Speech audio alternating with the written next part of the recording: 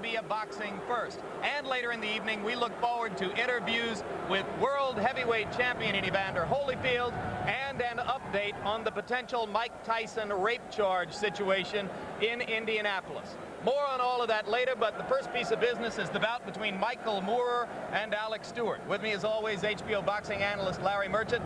And Larry, what about young Moorer, the latest in a long line of light heavyweight champions to move up to the heavyweight division? A lot of people from the media have come to this event, Jim, primarily to see Moorer, because there is a groundswell of feeling, call it a hunch or a suspicion, that when the smoke clears from all those promising young heavyweights out there, that Moorer might be the one who is standing. But an if has to be attached to that might, because he was a light heavyweight so recently. He has to prove that he's a full-fledged, real, genuine, legitimate heavyweight. And by taking on a big, strong heavyweight like Alex Stewart, he's saying he believes he is, and that's what we're here to find out. Well, you're suggesting that Stewart is a real test for him. And, of course, no one knows more about the heavyweight division than another up-and-coming prospect, former champion and present contender George Foreman. George, Alex Stewart, in his last appearance on HBO, was sliced up by Mike Tyson in less than one round. So a lot of people are going to say he's not a credible opponent. What do you think? Listen, you really get into the boxing, one round knockout cannot destroy a man. If he's hungry, if he still feels he can become heavyweight champion of the world, he can win this fight tonight. Costs more, a light heavyweight. Hey, the greatest ones, Joe Louis, Muhammad Ali, started off light heavyweight, and they become the best, if you ask me. So the question in your mind is whether Moorer, a 210-pound heavyweight, can compete with a 230-pounder like Stewart. Stewart lands one good left hook, the fight is over. All right, it'll be interesting to see what happens, but that, of course, is the subject of Alex Stewart, and most are here to see about young Michael Moorer. Let's take a closer look now at the man who fights out of the Kronk Gymnasium in Detroit. We just won a hell of a round, a hell of a 4 rounds with Larry Holmes. Got it back in a minute. Go. 6 years ago, conditioning guru Mackie Shilstone sculpted Michael Spinks from a natural 175-pound light heavyweight to an unnatural heavyweight champion, employing revolutionary running techniques, a weight training program designed to simulate specific boxing motions, and finally a carefully structured diet. Shilstone and Spinks achieved a seemingly unattainable goal. Then along came Evander Holyfield, who took the conditioning ethic of today's heavyweight fighter into a new stratosphere in his 6-year climb from light heavyweight to cruiserweight, then to the undisputed heavyweight championship of the world. Now testing the waters in his jump from light heavy to heavyweight is 23-year-old Monessen, Pennsylvania native Michael Moorer. Like most boys in his football hotbed of a hometown, Moorer played high school ball, but only for his senior year before focusing on his amateur years as a boxer. If I wasn't a boxer, I'd probably be in school playing football or something like that, or a police officer or whatever. But you know, I'm glad I chose this sport. This is something that I wanted to do. I feel comfortable with it. You know, I was blessed with the talent and the ability. So I just pursued it, and this is where I am today. After turning professional early in 1988, Moorer fought for the light heavyweight championship at the end of the year in his first nationally televised bout. He would defend his title 7 times, each time conscious of the difficulty of making the 175-pound limit. As a light heavyweight, I was defeating my body from growing. I was walking around at 200 pounds, and in order to lose the weight, I got up and I ran, but I ran with the rubber suits on, with sweatpants and sweatshirts and long john shirts, just something that'll keep my body sweating with the rubber suit on. And I'd come back and eat breakfast, and the breakfast would be maybe a hard-boiled egg and a grapefruit. My last fight when I fought Daniel Lindstrom, I felt the effects in probably like the 7th and 8th round. And I got tired, which I never experienced before in a fight. I just told Emmanuel, I said, Emmanuel, I can't make this weight anymore. At that time, I think everyone was tired of the work or an ordeal going through of getting him to go down to 175 pounds. And we, at that time, didn't even feel like going down to make 195 pounds anymore. So we decided to fight as a heavyweight. Plus, there's no interest in a cruiserweight anyway. And he naturally has the bone structure of a heavyweight. It's not like we're trying to build a guy into a heavyweight. He skipped the money-starved cruiserweight division. Now Michael Moore simply maintains his walking around weight of 205 to 210 pounds. Manager, trainer, and also chef, Emmanuel Stewart now has the luxury of providing meals for his fighter without counting calories. I eat just for the nutrition. It's good now because I can eat and my body has a chance to grow, and along with growing, I can develop a lot more power with, with growing. So it all helps. Though he's not a blown-up heavyweight, Moore still utilizes some modern technologies that are becoming more common in boxing. Otherwise, it's back to the basics.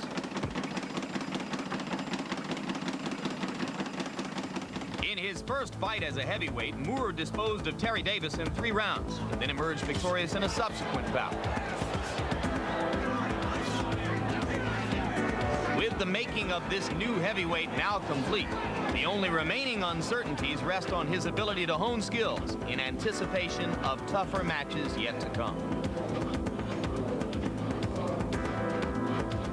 I think speed is very important in the heavyweight division. And I believe that Michael's, he's going to have to concentrate more on boxing. I think he's going to have to use his right jab a lot more because the knockouts may not come as easy now that the guys are much larger. I know one day I'm going to go a full 10 rounds or 12 rounds, but that's to be expected because I work that hard in the gym to go the 10 or the 12 rounds. We bring it back live to the Scope in Norfolk, Virginia, where coming up in a matter of minutes, it will be the heavyweight battle between young contender Michael Moore and Alex Stewart, whose only 2 losses in his career were to Evander Holyfield and Mike Tyson. And George Foreman, among all his other credentials, one unusual factor about Moore is that he's a southpaw. You got to go back 25 years in the heavyweight division to Carl Mildenberger to find a southpaw who contended for the championship. Why are they so rare? It's strange because most boxers, you take him into the gym, the average kid, he leads with his right hand, and he counters, of course, with his left hand. Then every trainer turns him around. So the natural position is the southpaw position. Now, he can become heavyweight champ of the world because he packs a good wallop and nothing can stop him. Why there are so few light boxers, heavyweight champions who are southpaws? It's a mystery. Most fighters, trainers turn them around. And it's going to be an advantage for Moore, isn't it? A great advantage because he can hit. All right, well, if you'll include George Foreman among them, there are about a half dozen young contenders in the heavyweight division who were not big names a year ago. And Larry Merchant, suddenly we find the division replete with supposed young stars. How did that happen?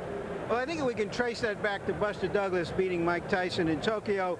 Then along comes Holyfield, along comes Mr. Foreman. And while they've been settling the top of the division, the fighters below them have had a chance to develop instead of being rushed into title fights for a good payday. Right now, I'd rank them as Riddick Bowe as number 1 because he has shown that he's willing to fight any of the others. Lennox Lewis, who defeated Bowe in the '88 Olympics, would be number 2. After that would come Mercer and Morrison, 3 and 3A. They'll settle their difference in a couple of months after a postponement, and then Moore. But if Moore wins his 25th straight knockout as a professional tonight, he's going to zoom right over 1, 2, 3, or all of them. All right, we'll take a look and see what happens in a few minutes. But first of all, to fully flesh out that situation, let's introduce you again to the names and faces of this contingent of young stars in the heavyweight division. Heavyweight boxing looks to a promising crop of future stars. One of them is Riddick Bowe. Gifted with promising ring generalship and powerful punching potential, Bowe looks likely to live up to the expectations others have placed upon him. Next, Bowe hopes to continue his climb against another potential heavyweight star. And should Bowe continue to punch with the authority he's shown in the past, a title shot will be sought for him sooner rather than later. That should make the fighter and manager Rock Newman ecstatic. Now here's a rare stateside look at another promising heavyweight, 1988 Olympic gold medalist Lennox Lewis. Hidden from the boxing public in London, the Canadian Lewis has made his way back to the United States now, where he has all intentions of trying to make a name for himself among the current cadre of rising heavyweight stars.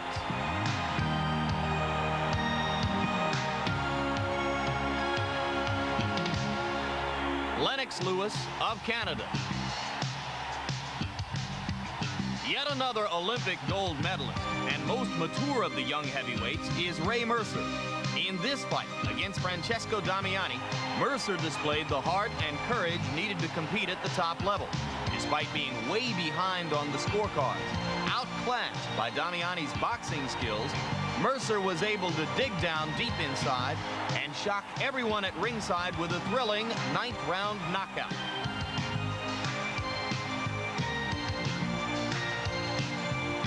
This Mercer knockout was to have set up a big August showdown with our next featured heavyweight, Tommy Morris.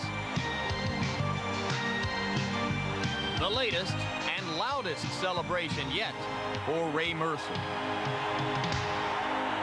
Now on to the subject of Morrison, coming off a less than spectacular performance in his April 19 fight, one in which he injured a calf muscle. Then the latest setback occurred last week when Morrison got 12 stitches from a cut over his right eye sustained in sparring. He'll be out of action now for 6 weeks, and that has forced Tommy Morrison to pull out of the scheduled August 9 fight with merciless.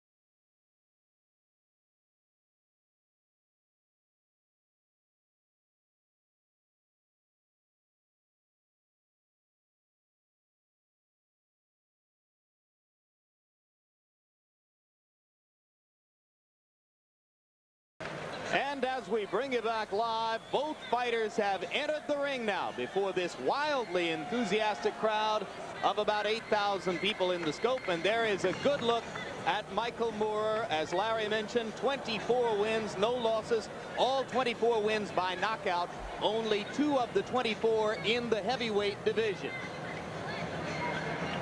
And for Alex Stewart, the record shows only 2 losses, both of them by knockout, an 8th round TKO loss at the hands of Evander Holyfield when he was bleeding badly, but after having given a good account of himself, and the 1st round embarrassment against Mike Tyson here on HBO. Tail of the tape, and you will see that Stewart is the bigger man. Moorer weighed in at 214.5 pounds, his heaviest so far. Stewart weighed in at 230. And appears to have added some muscle across the chest since the loss to Tyson in December of last year. Punch stat numbers, Larry Merchant. All right, we see that both are pretty active for heavyweights. Stewart doesn't throw many jabs. His punches are usually harder punches. Moorer depends more on the jab and lands a very high percentage. And we'll see that in the jab totals. 50% of his jabs for Moorer. Stewart basically uses the jab as a spear. Harold Letterman, the rules of the fight, please. Michael Moorer and Alex Stewart will fight tonight using the rules of the Commonwealth of Virginia. 3 judges will score the fight on a 10-point must system. The standing 8 count is in effect. The 3 knockdown rule is in effect, and you cannot be saved by the bell in any round. All right, Harold, and now for pre-fight introductions, let's go to the ring announcer, Michael Buffer. Ladies and gentlemen, welcome to the famous Scope Arena here in Norfolk, Virginia, where tonight, Main Events Monitor, in association with the undisputed king of beer, Budweiser, present professional boxing for your entertainment. All these bouts are sanctioned by the Virginia State Athletic Commission, Boxing Commissioner Doug Beavers, Chief Inspector at ringside, Ernie Green, physicians assigned at ringside, Dr. Maria Plott and Dr. Juan Ribas. Timekeepers Stanley Gold, Louis Latham, and Gail Carpenter. The 3 judges assigned to this bout doing the scoring on a 10-point must system are Oscar Bryant, Von LaPrade, and Jim Traylor. And the man in charge of the action in the ring is the referee, Chris Wollison. And now, ladies and gentlemen, let's get things started with 10 rounds in the heavyweight division. Introducing first, fighting out of the blue corner. He's wearing the black trunks with gold trim and weighed in at an even 230 pounds. His professional record, an outstanding one, 27 victories, all 27 by KO, only 2 defeats. He's from Tampa, Florida, and ranked number 5 in the world by the World Boxing Council. Ladies and gentlemen, Alex the Destroyer Stewart.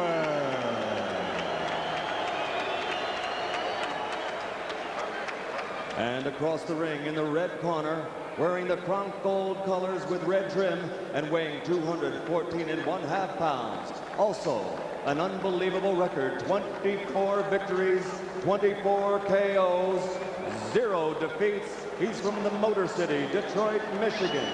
Ranked number 12 in the world by the WBC as a heavyweight. He is the former WBO light heavyweight champion of the world, Michael Moorer.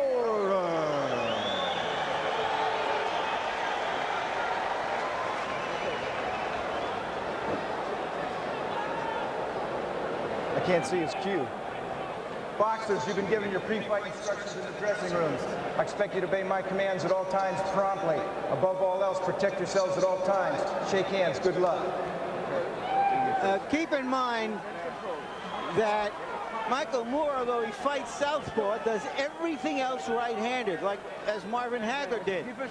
The right hook is the punch that might be his most dangerous punch. He is a natural right-handed puncher. And you take a look at Alex Stewart, who in the minutes before his knockout loss to Mike Tyson last year was bone dry. He has worked up a good sweat and appears to be properly warmed up for this assignment against Moorer. Now, George, Stewart tells us he has never before fought against a southpaw. How big a challenge should it be in the early rounds to begin to figure Moorer out? Look at those big thighs. Guy's built like a football player. On paper, you wonder why Emmanuel Stewart would even match his fighter with this big guy. On paper. Southpaw doesn't matter if you can really punch. And Stewart, according to his record, has been able to really punch against 27 of 29 opponents. A ripping right hand inside early by Moorer, and Alex Stewart begins to go to the body. Stewart is really unorthodox. He's landing good body punches in case the fight goes 4 or 5 rounds. Things pick up for the bigger guy. Neither fighter has ever participated in a decision, and this has the early look of a slugfest. They are standing and pounding away. You can tell Stewart doesn't like southpaws. Blinking his eye a lot because he doesn't know what to expect. To be jabbed by right hand is awful. And there's the straight right jab, scoring inside for Moorer. And Moorer already has a bloody nose. Yeah, he does. Blood coming from the nose of Michael Moorer in the gold trunks. Stewart in the black trunks. Just a little bit more than a minute into round 1 in Norfolk, Virginia. Stewart started to watch that blood. He's going to go crazy. Big test for Michael Moorer, and echoing what you said, George, Alex Stewart told us yesterday, Emmanuel Stewart was crazy to let his young fighter into the ring with me. This is a big opportunity. Only on paper. Michael Moorer is trying to open up with hard punches too early, I think. Giving Alex Stewart a chance to trade with him. You got to soften up a big guy like that.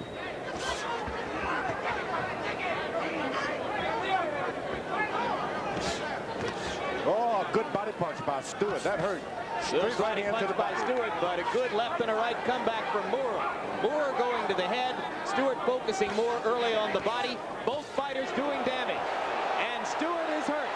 Stewart is really hurt, and he's cut. Moorer landing the right hand over the top. Stewart in serious trouble against the ropes. Plenty of time left in the round. Down goes Alex Stewart. Referee Chris Wallison.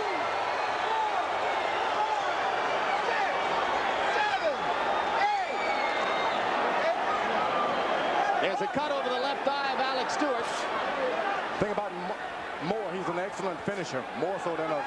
Well, he's got 20 seconds in which to prove just how great a finisher he can be. Goes to the body. Back to the body again, and then back upstairs. Stewart counters with a right hand. Still in trouble. Down again. The end.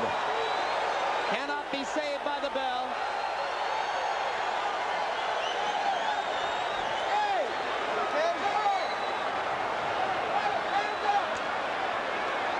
time. Clock is well past 3 minutes now.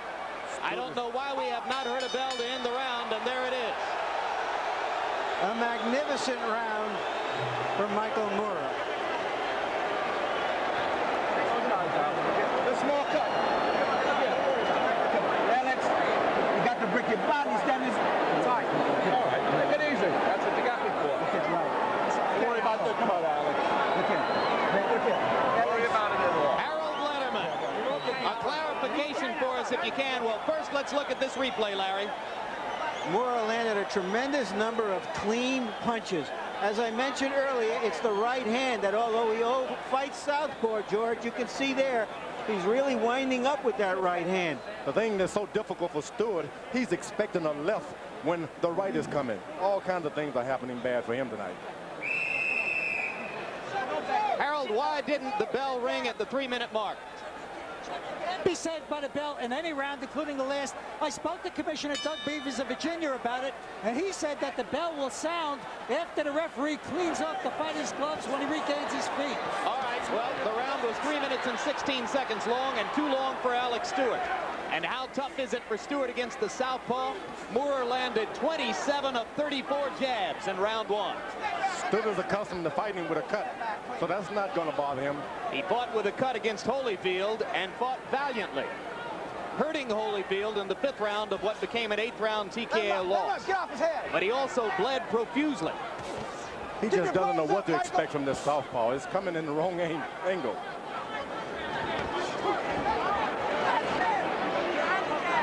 George, I think what keeps Stewart going is the conviction that if he can get one good punch in, he can change the tide of the fight. The puncher's thought.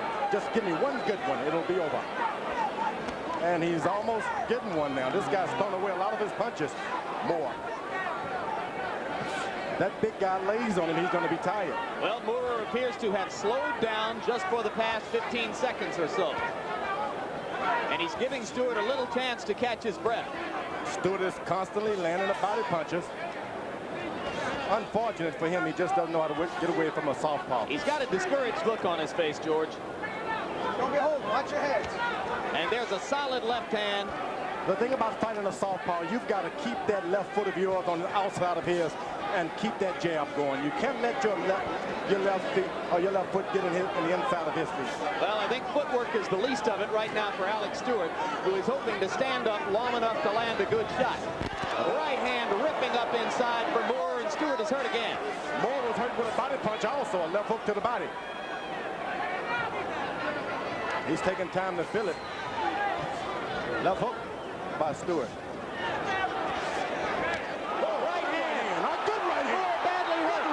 Stewart landed a solid right cross. Somebody's better do something. That's the game that Stewart want to play. Plenty of time left in round 2. You can see that Moore does not cover up when he's hurt. He throws punches instead. As I said earlier, look at the big thighs like a fullback on Stewart. Moore's head is clearing as he steps away from the ropes. Step back. I got you. Step back clean. But Stewart caught him with a mammoth right hand shot in there that almost turned the bout completely around. I told you that one punch he has, he can end all things. Now Moore goes back to the jab. Blows up, Alex. I got you. Step back clean. At this point, Stewart has got to keep his left foot on the outside of Michael Moore's right foot. He doesn't seem to care at this point. Heavy bleeding from Alex Stewart, and he walks to the wrong corner at the end of the round. All I got to say about that round is wow and wow again. You don't see many heavyweight fights with that kind of heavy shots landing consistently. The guy was hurt. You got to break your body. Go underneath. Keep the stick going. Okay? Okay, baby. Okay, hold on. Okay. And the Norfolk crowd loves it. Let's see if we can catch that shot that turned that fight around. There was a straight right hand on the bridge of the nose. Obviously hurt Moore and looked almost for a few seconds as that was going to be the end of it, George. The only thing saved him is that awkward position he lies. He just stays in that southpaw position. You don't know what to come back with. You know, The question about a light heavyweight when he moves up to a heavyweight is two things. One, can he take a heavyweight's punch? And two, can he deliver a heavyweight's punch? He's landed a lot of hard punches, George. And he's taken some good shots. If he was a true heavyweight, do you think he would have knocked Stewart out already? No doubt about it. You think so? So you think this is a black mark against his record that he hasn't gotten Alex out of there in 2 rounds? That's true. I don't know. If he had not been a right-hander, right-hand lead, he would have been out of there himself. Michael Moore is for real, no doubt about it. All right, well, we'll clarify that one after the fight, because I'm confused as to what you think. But right now, too much action to talk about it, as both guys are wailing away one more time. In my mind, Michael Moore is a great fighter, but he's not going to be able to long period to take those big heavyweight shots. Watch your head.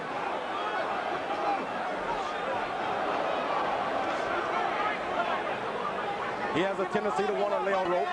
Bad habit for a guy who's not too big anyway. Come on at it. Well, he probably hasn't been in against too many previous opponents who could hurt him. He was too strong for the light heavyweights he fought, and the first 2 heavyweights he's been in against were lesser fighters. But now a real test, as there comes the right hand again. Stewart is starting to lay on him a little bit. Michael Moore is blowing his nose. You never do that when punches are still landing. Step back. Watch your head. Stewart could just lay on him for a couple of rounds. He could turn the tide. Good left hook by Stewart. Stewart seems a lot more sure of himself now than he was in the first 2 rounds. You get the feeling that Stewart believes he's taken what Moore has, and he's weathered it. And now he's turning things around. That Stewart just leans on him and leans on him. Things are going to change. A much different look on Alex Stewart's face as the big man, littler man equation seems to begin to operate in his favor.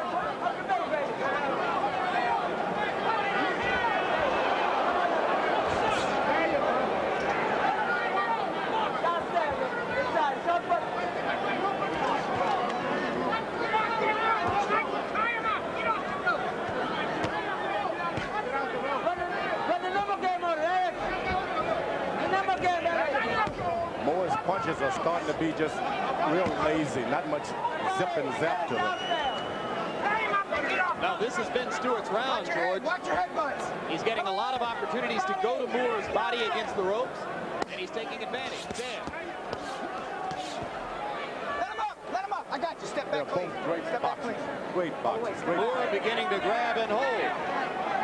Now don't blame him.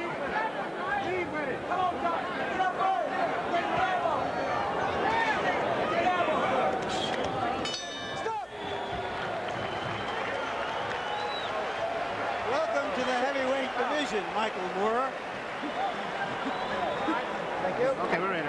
All you're going to do, Mike, is just punch a little. Right, okay. Stay off the ropes. Let's get back to the right jab this round, okay? Very important. We got to go back to this here, okay? We got to get back to the right jab. When you get you on the rope, tie him up so the referee breaks. Stay off the rope, D. You got to use your jab. It's perfect, but you're not using it. Then you get that real quick. Yeah. We're running them again, right down the pipe. When you're inside, go to the body. He's tied. The guy can't take it to the body. Okay? Break your body. Don't stand in front of that ring. Okay?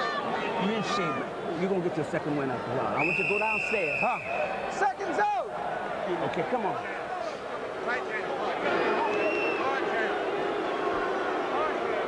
Right now, let's give the highest marks to Alex Stewart, no matter what happens in this fight, for coming back from those 2 first-round knockdowns. I don't think any of us imagined that we'd still be here after that first round. And in round 3, Stewart was the busier fighter and landed more punches than Moore. And you heard the men in Moore's corner saying, you've abandoned the jab, go back to it. He landed 57 jabs in the first 2 rounds and then unaccountably laid on the ropes and allowed Stewart to hit him in the third. Here they go back to the ropes again. Stewart's got a 5-year-old daughter. Told me she'd be watching him today. He's going to put on his best effort. Step back. Break clean. Step back. Daddy, get up. That kind of stuff, you know. Well, Stewart's wife and daughter were at ringside for the Tyson debacle, and he thought it was a distraction to have them there. There's a solid left hand from Moore. And again, the blood begins to flow on the bridge of the nose for Alex Stewart. Moore is indeed a good puncher for any weight. Shouldn't be any doubt in his mind that he can punch. Solid body punch from Stewart with the right hand. He pins Moore against the ropes. Michael! Let him up. I got you. Let him up. Step back. Alex, step back. Emmanuel Stewart up on his feet, shrieking at Moore to come back to the center of the ring. Slowly, Moore does it. And now, with blood flowing from Moore's nose, he resumes the attack at center ring. A lot of blood on Stewart's face. Look like a new cut.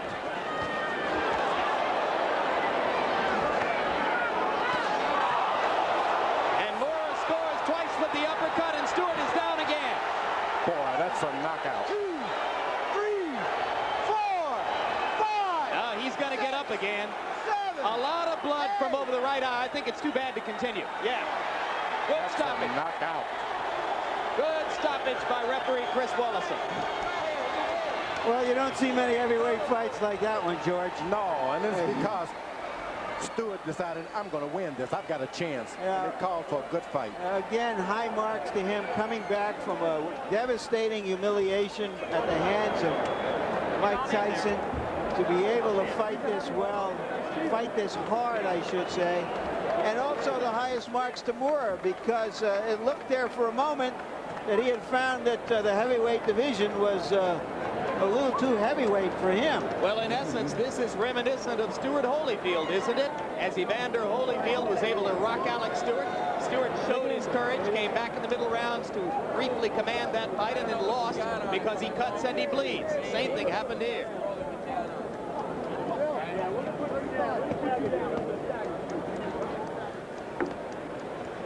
Fourth round action. Yeah, the left hand hurt him, the right hand finished him. That right hand, once again, the right hand was the finishing punch in this fight for Michael Moore.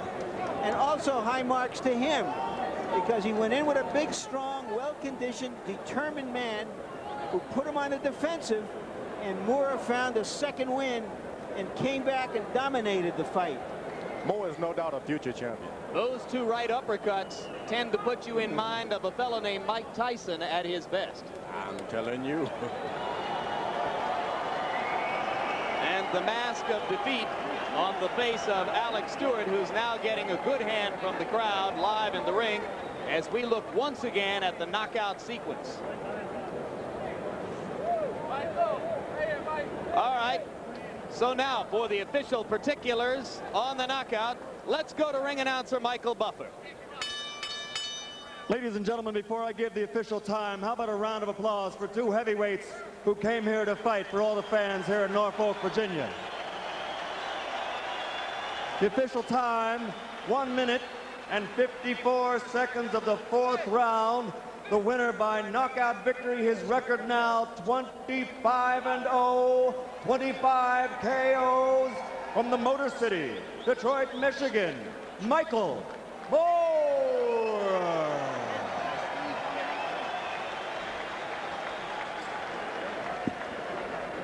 And a round of applause for Alex Stewart from Tampa, Florida. And you look at the total punches in the bout. They were just about even in the number of punches they attempted. Moore was the more accurate of the two, and it was that accuracy which in part paid off with the two big cuts over Stewart's eyes and the 3 knockdowns. And now here is Larry Merchant with the winner. All right, Michael, welcome to the heavyweight division. Thank you, thank you. First of all, I'd like to thank God, and a special hello to Van down in, I forget where she is, but on a speedy recovery. Thank you. You thought it was over in the first round. You leaped up on the ropes. You were ready to take your congratulations. I'm getting pumped. Woo, he's a tough fighter. Were you surprised how well he came back? Yes, I was. That shows a sign of a veteran, of a good fighter. A lot of people doubted me because they think I'm a blown up light heavyweight. We talked about it. But I think I proved the point right now to show that I am a legitimate heavyweight. I took some good shots. He hurt me once. I exchanged some good blows with him. All right, tell us about that round, that third round, when he nailed you, drove you into the ropes. How hurt were you? I wasn't hurt. I was just stunned for a minute. Then he came back Then he came back with a good follow-up punch with it. Hello to everybody in Menneson also. That was a sneaky one. All right, let's see this last knockdown and describe to us what you see. I see two guys fighting right now. It was a good, Emmanuel was telling me to throw a right uppercut on the inside, a short punch, and that's what I did. I had to wait for the special moment to throw it, and damn, I'm pleased, boy. Shit, I'm telling you. What exactly pleases you about this? That he didn't go as fast and you had to regroup and get him again? I had to bring everything out the woodwork. I had to show that I was a game young fighter like I am. I had to show that I'm a legitimate heavyweight. And this was a good fight for me, for instead of going short distance, it went 4 rounds, 4 good hard rounds. And I appreciate it. What kind of timetable do you have for yourself before you challenge for a championship? Well, I don't want to be rushed. I want to take my time to let everything happen in time. I don't want the easy road to the heavyweight championship. Never been a southpaw heavyweight champion in a long time. And I just want to take my time and fight the good quality guys. And I'm going to be there. I'm going to be ready. God willing, I'm going to be there. Well, we'll be there to watch you. Back to ringside. All right, so Michael Moore extends his record to 25 wins, 25 knockouts, another event in what has already been an eventful weekend in the heavyweight division. Let's turn our attention briefly right now to what may turn out to be the biggest story of this weekend in boxing, that the potential charge of rape against Mike Tyson in Indianapolis. The allegations arise from Tyson's visit to Indianapolis last week for an event called Black Expo, an event which, as you can see, attracted a variety of black leaders from across the country. One of the events which took place under the umbrella of Black Expo, a Miss Black USA pageant. And you will see here that the hotel in which the contestants for that pageant stayed was but a short walk, about a block and a half, from the hotel in which Mike Tyson was ensconced for the weekend. Police have been told that one of the contestants in the pageant, at the invitation of Tyson, made her way from her hotel to Tyson's hotel, where she was forced to have sexual intercourse with the former heavyweight champ. Here are the statements of police. There has been a rape incident report made, and it's my understanding that Mr. Mike Tyson has been alleged to have committed the crime. We're not commenting on the case because we're afraid it's going to compromise the investigation, or it might put the victim or the witnesses or people that are important in the investigation, it might put them in a position where they're going to be harassed, and that's why we've been very careful in what we've released so far. To our knowledge, there has been no response yet from the Tyson camp, although we are told that the former heavyweight champion is indeed aware of the allegations against him. For more on the story, we're going to take you right now live to Indianapolis to reporter Mike Shue of television station WTHR-TV, who has been following the situation from the beginning of the developing story a couple of days ago. Mike, bring us up to date on whatever might be new in this in the last 24 hours. Well, Jim, there are a couple of things that are new, and you just recently said there's been no response from Tyson camp. That's true. There has been no direct response from Mike Tyson, but there is something which we here in Indianapolis just learned of. Don King says that he really doesn't have any comment. Nobody's talked to me about it. We have to deal with it in the American way, in the constitutional due process way.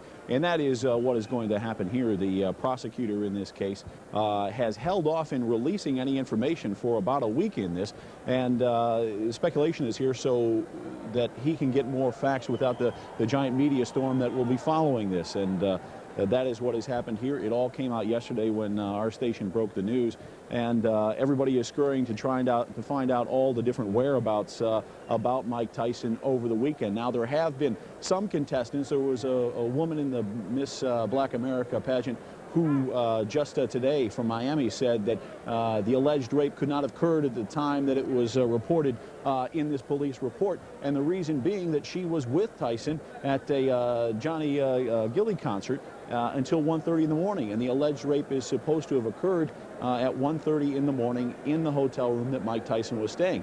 One of the interesting things about this is that Mike Tyson was supposed to stay in Indianapolis on Friday, and the organizer of the Black Expo, the largest black exposition in the country, got an abrupt phone call about 4 in the morning from one of Tyson's bodyguards saying that Mike's pulling out, we're leaving out of here, and he indeed left Indianapolis at 5:45 Friday morning rather abruptly. Mike, we know that the woman who has alleged this attack was examined at Methodist Hospital in Indianapolis. Do you know if the police believe they have the medical evidence necessary to support a charge of rape? I'm sorry, Jim, I do not know that. And one of the reasons for that is the police have been very tight-lipped about this whole thing. The identity of the woman, it is our station policy not to release that at all. I know that her identity is being kept very closely guarded on this. All right, Mike Shue of television station WTHR in Indianapolis, thanks very much for your time and for bringing us up to date on the Mike Tyson situation there. Standing with me now are the two men who stand to be most affected by whatever happens to Mike Tyson in Indianapolis. On my left, unanimous world heavyweight champion Evander Holyfield. On my right, heavyweight contender George Foreman, both of whom have expected somewhere along the way to perhaps wind up in the ring with Tyson, most specifically Evander, who has a contract to fight Mike November 8th. Are you fearful that the potential for a rape charge in Indianapolis could throw that fight of yours off schedule or perhaps even cancel it? Well, maybe it would, but I hope that in that situation it's not what they put on Mike Tyson. I hope that it's not what everybody think it is. So what you're hoping is that in Mike's best interest and in your own best interest that the allegations prove groundless? Well, I'm looking in the best of Mike's interest. I feel that we can always fight one day.